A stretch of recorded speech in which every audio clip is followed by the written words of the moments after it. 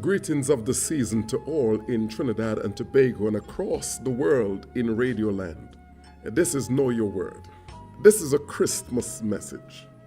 Now, it is very clear to me that Jesus could not have been born on the 25th of December. I just have great difficulty understanding shepherds out in the field in the night in the middle of winter. But I tell you one thing, I am so glad Jesus was born. And whenever I do celebrate, that is what I take a little time to celebrate. The fact that he was born. I want to talk today about receiving the gift. I sometimes could get a gift and I could put the gift down and wait until the day comes, but not my wife. My wife takes the gifts and want to open a gift right away. But we all come to the place in our lives where we receive gifts. And one day God gave us a great gift. What really happened on that day that Jesus was born?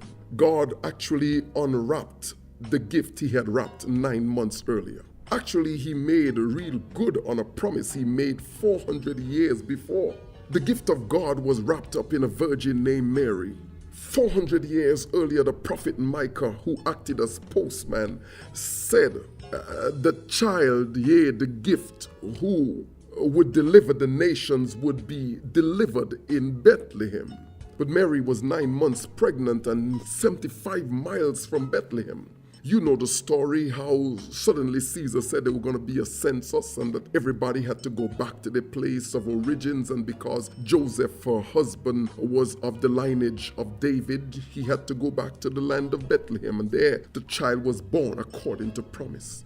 Isaiah had declared of him in prophetic tones in Isaiah 9:6, "For unto us a child is born, and unto us a son is given, and the government shall be upon his shoulder, and his name shall be called Wonderful Counselor, the Mighty God, the Everlasting Father, the Prince of Peace. Of the increase of his government and peace there shall be no end upon the throne of David and upon his kingdom, to order it and to establish it with judgment and with justice, and henceforth forevermore. The zeal of the Lord of hosts will perform this," Isaiah said. So tell me why. Tell me why. Why has our nation come to greet this day we call Christmas with peace on her lips, but with her hands drenched in the blood of our sons and daughters?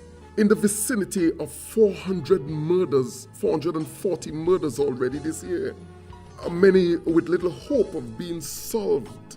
Cases in courts for years. Why have we come to greet this day that is supposed to be a day of peace and joy in this condition? I'll tell you why. It is because we still come to celebrate a babe in a manger. More than 2,000 years have passed. The babe of Bethlehem is long gone from there.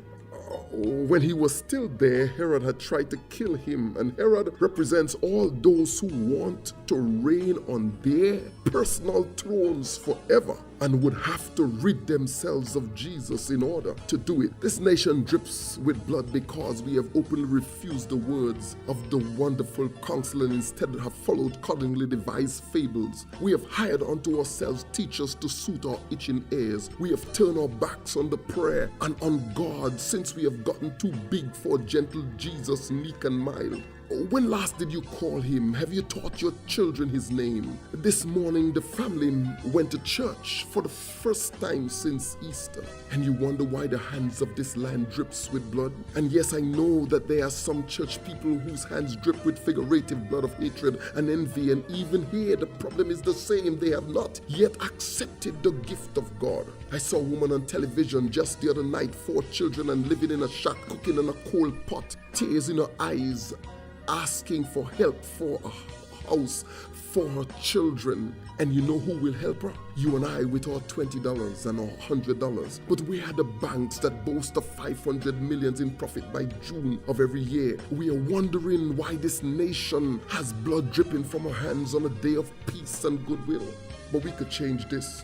There is one gift available to each man and all women. Jesus said to the woman of Samaria, if only you knew the gift of God, it would well up in you as a fountain of living water. Take this gift, because if you have this gift, he shall well up in you living waters, satisfying a thirst like nothing else. If we receive this gift, Judgment will run down our streets like water, and righteousness as a mighty stream if we have this gift. Not only don't you get drunk on Christmas, but you will stay sober all year through if we have this gift. You could escape death, for the wages of sin is death, but the gift of God is eternal life through Jesus Christ. The gift was made open and naked on the cross, naked, open before the world. Now all you have to do is open your heart to receive him. Take the gift. Take the gift. It will change your life. It will change our nation. It's the best I can offer you today.